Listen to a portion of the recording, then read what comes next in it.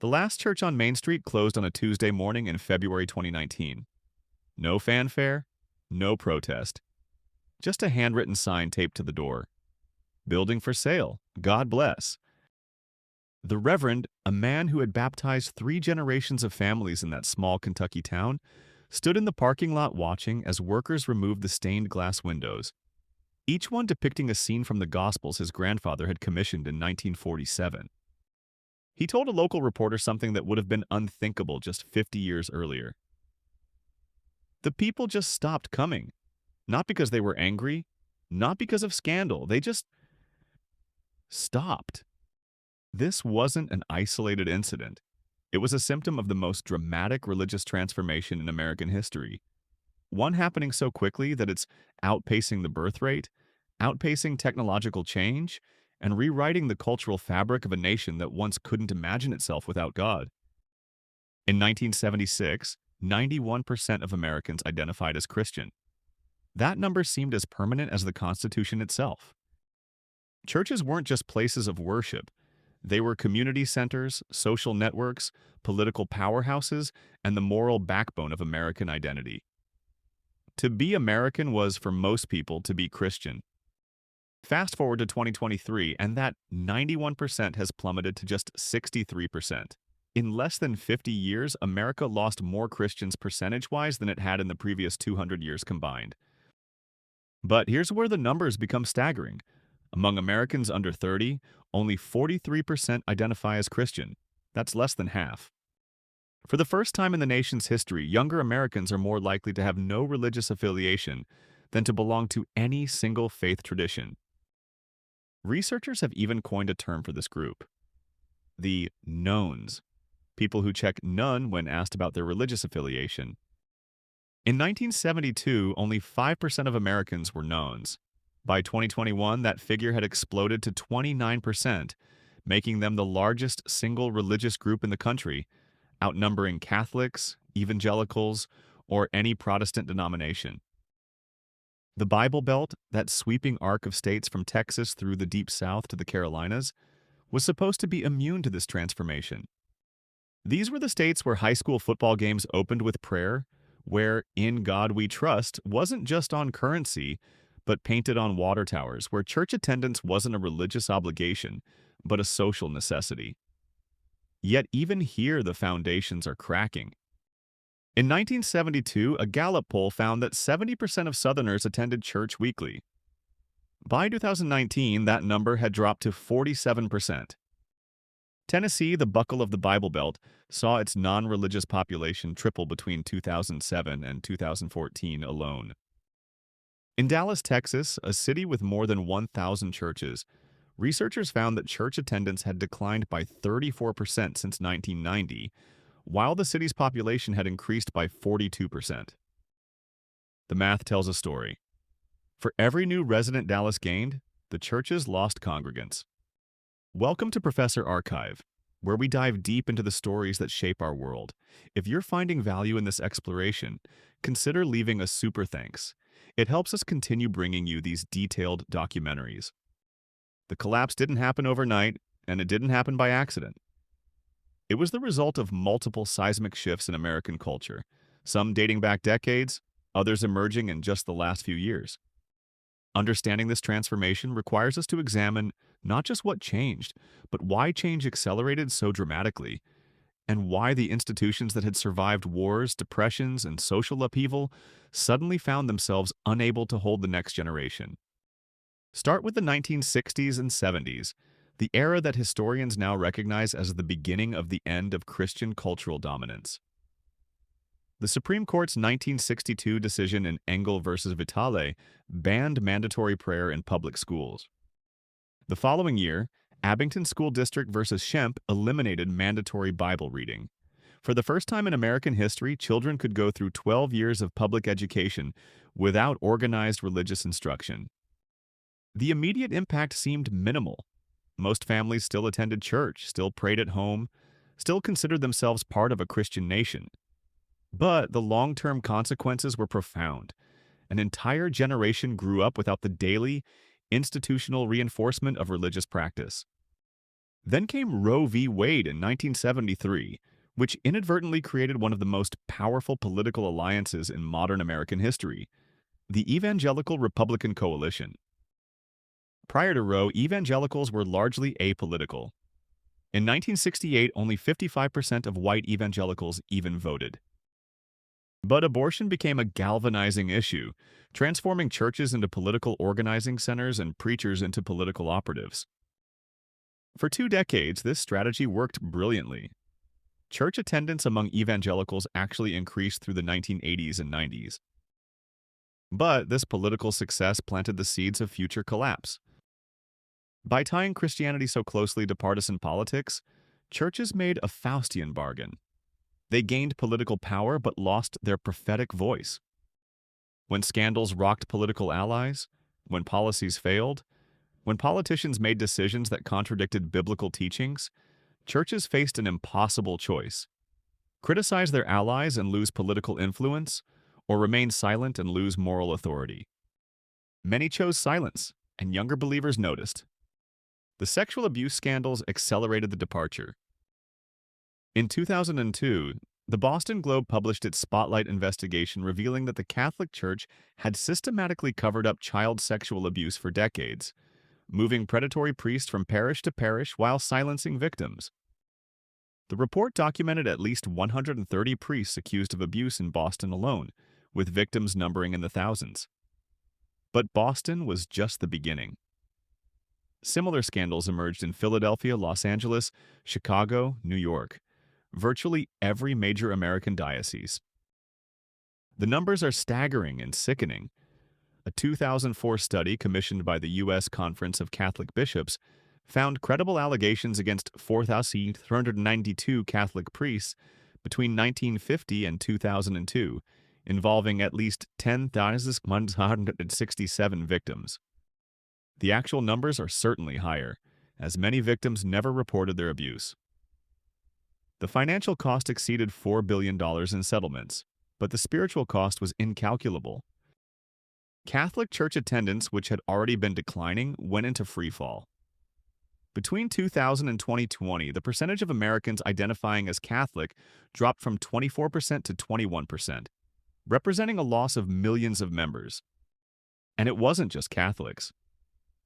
In 2019, a bombshell investigation by the Houston Chronicle and San Antonio Express News revealed that over 20 years, approximately 380 Southern Baptist church leaders and volunteers faced allegations of sexual misconduct, with over 700 victims. Many of these cases had been kept quiet, with perpetrators simply moving to new churches.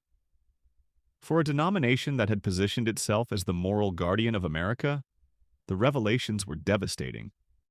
But where are you watching this from, and what time is it where you are? Leave a comment below.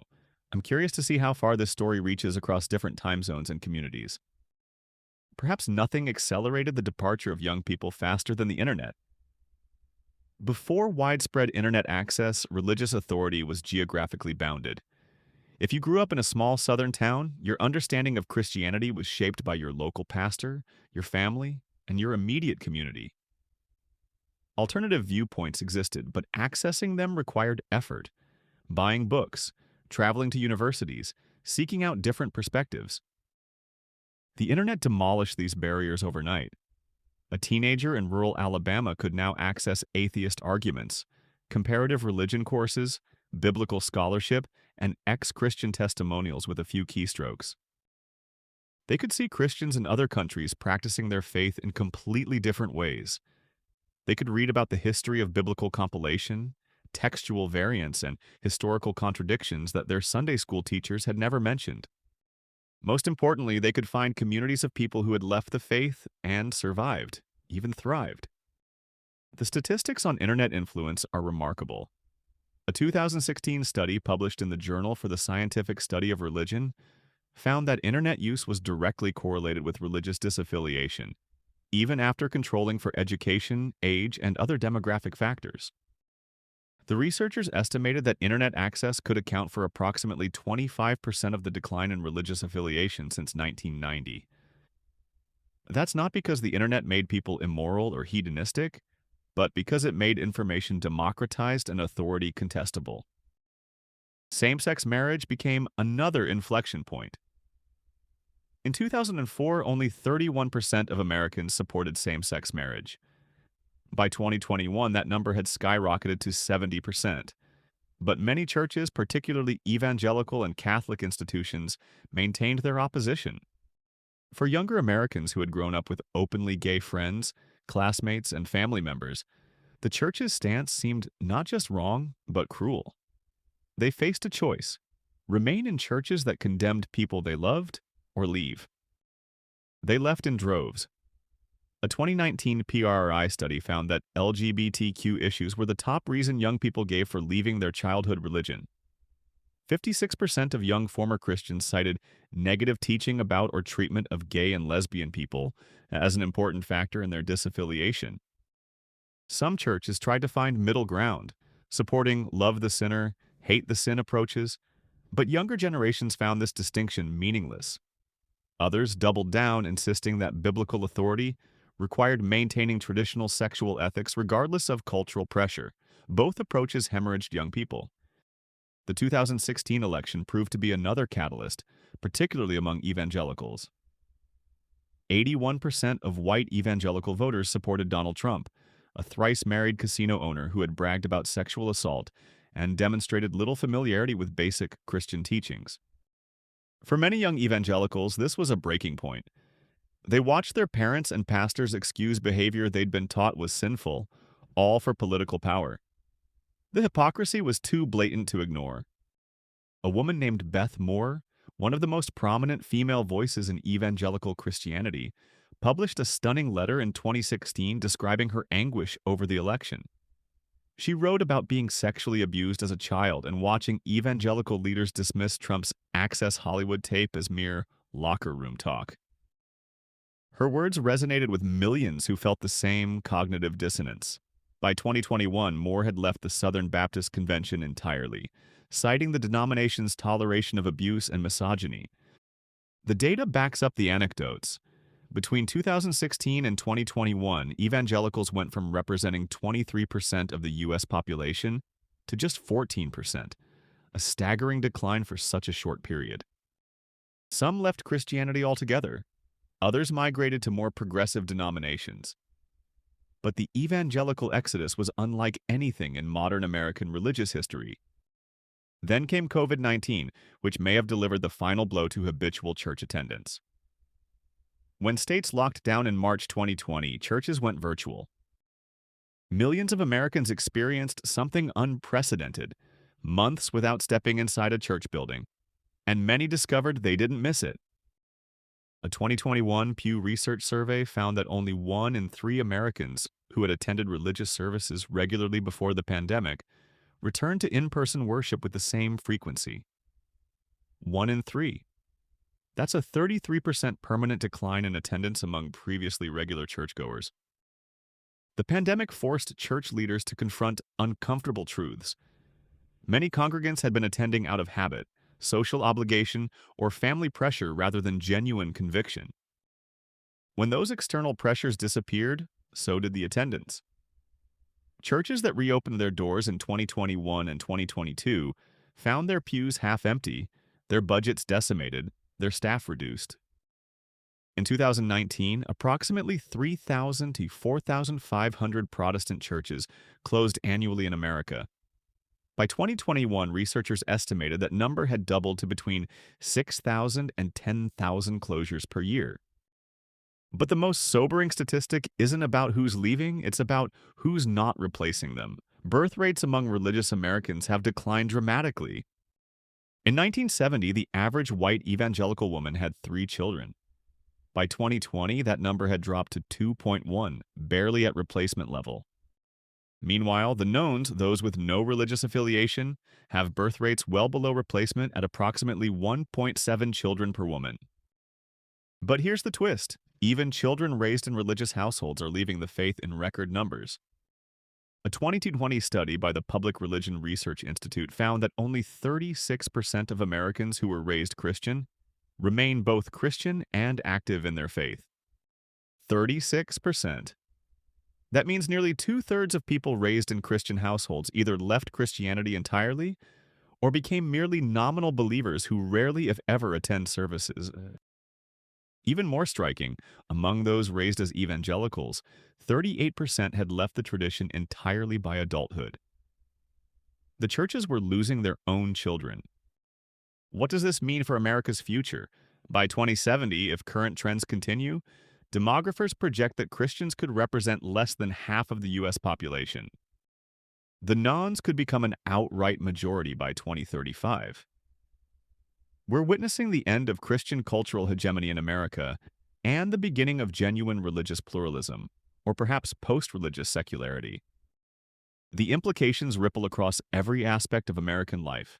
Politically, the Republican Party's reliance on white evangelical voters becomes increasingly untenable as that demographic shrinks. Already we see cracks. In 2020, despite overwhelming evangelical support, Trump lost voters under 30 by a 24-point margin. Future Republican candidates face a stark choice: maintain their evangelical base and lose young voters, or moderate on social issues and risk alienating their most reliable constituency. Culturally, institutions built on Christian assumptions are being reimagined. Blue laws restricting Sunday alcohol sales have disappeared in most states. Major retailers no longer close on Sundays. The NFL schedules games on Christmas without controversy. Oaths in courtrooms increasingly accommodate non-religious affirmations. The phrase "Merry Christmas" has become contested terrain, not because of a war on Christmas, but because acknowledging America's religious diversity is now demographically necessary rather than merely politically correct. Socially, the decline of church attendance has created what sociologist Robert Putnam calls a civic vacuum. Churches weren't just religious institutions. They were America's primary social infrastructure. They organized youth sports leagues, ran food banks, provided addiction recovery programs, and created social networks that helped people find jobs, spouses, and meaning. As churches close, these functions often disappear with them, particularly in rural and economically depressed areas where churches were the last remaining community institutions. A 2019 study calculated that if all religious congregations in America disappeared, replacing just their social services would cost approximately $1.2 trillion annually. Food banks alone would require an additional $4.8 billion. Youth programs, $6.2 billion. Addiction and recovery services, $9.7 billion. And these numbers don't account for intangibles, the sense of community, purpose, and belonging that churches provided, often for people who had nowhere else to find them. Some communities are finding creative alternatives. In Portland, Oregon, the Sunday Assembly, nicknamed the Atheist Church, provides community, music, and inspirational talks without any religious content. Similar organizations have emerged nationwide, attempting to recreate church's social benefits without its theological commitments. But these remain scattered experiments, nowhere near the scale needed to replace the vast infrastructure of American religious life. The economic impact is substantial and often overlooked. Churches employ approximately 1.5 million Americans directly: pastors, youth ministers, administrative staff, maintenance workers. As churches close, these jobs disappear, often in communities that can least afford additional economic stress. Religious organizations collectively receive approximately $140 billion in donations annually. As giving declines, so does church employment, creating a downward spiral. Fewer resources mean less programming, which means less appeal, which means fewer members, which means even less resources. Real estate developers now specialize in church conversions, transforming sanctuaries into restaurants, bars, apartments, and event spaces. In Chicago, a former Catholic church became a luxury home selling for $2.9 million. In Los Angeles, an old Presbyterian church transformed into a trendy bar called the Church Key. In Washington, D.C., a 19th century church became a climbing gym, its vaulted ceilings now echoing with the sounds of carabiners rather than hymns. These conversions are architectural marvels, but cultural epitaphs, physical evidence of Christianity's retreat from American public life. Yet this isn't a story of simple decline. It's also a story of transformation and adaptation. Some churches are thriving by completely reimagining what American Christianity looks like. Mega churches with contemporary worship, casual dress codes, and stadium-style seating continue attracting thousands. Churches that focus on social justice, environmental activism, and community service retain young members better than those emphasizing doctrinal purity. Progressive denominations like the Episcopal Church and United Church of Christ, despite overall membership losses, maintain stronger holds on younger, educated urbanites than conservative alternatives. And Christianity itself, while losing institutional power, remains personally meaningful for millions. A 2021 survey found that 73% of Americans still pray occasionally, even if they don't attend church.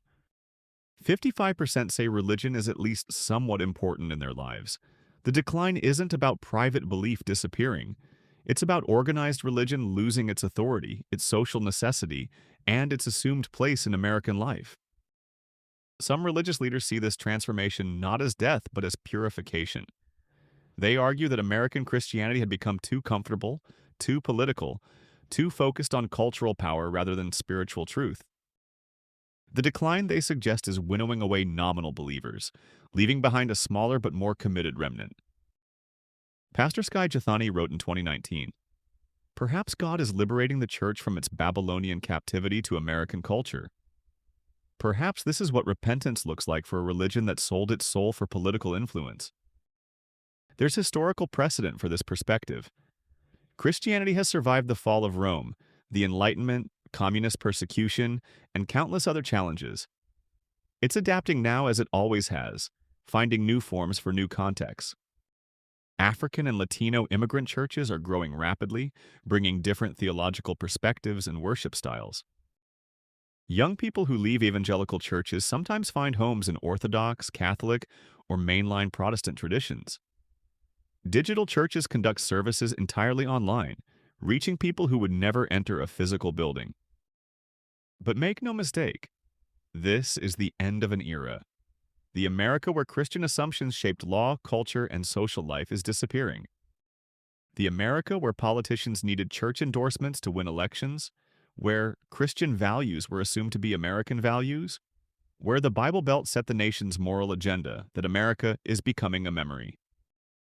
The Reverend standing in that Kentucky parking lot, watching workers remove his grandfather's stained glass windows, understood what was happening. He wasn't angry, he was grieving. Not just for his church, but for a world that made sense, where roles were clear, where communities gathered weekly around shared beliefs, where transcendence felt tangible in song and sermon and sacrament. When asked what he would do next, the Reverend said something unexpected.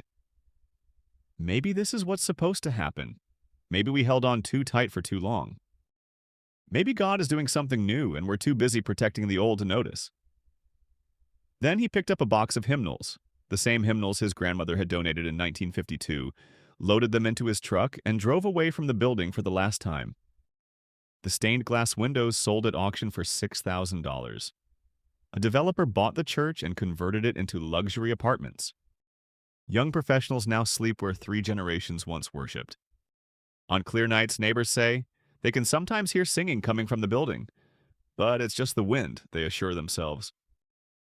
Just the wind whistling through spaces where voices once lifted in praise, where baptisms and weddings and funerals marked the rhythms of community life, where America once imagined itself Christian and couldn't picture it any other way. That's all history now, and history, as they say, moves on. If you found this documentary valuable, consider supporting the channel with a super thanks. It genuinely helps us create more content like this. This is Professor Archive, reminding you that understanding where we've been is the first step to understanding where we're going.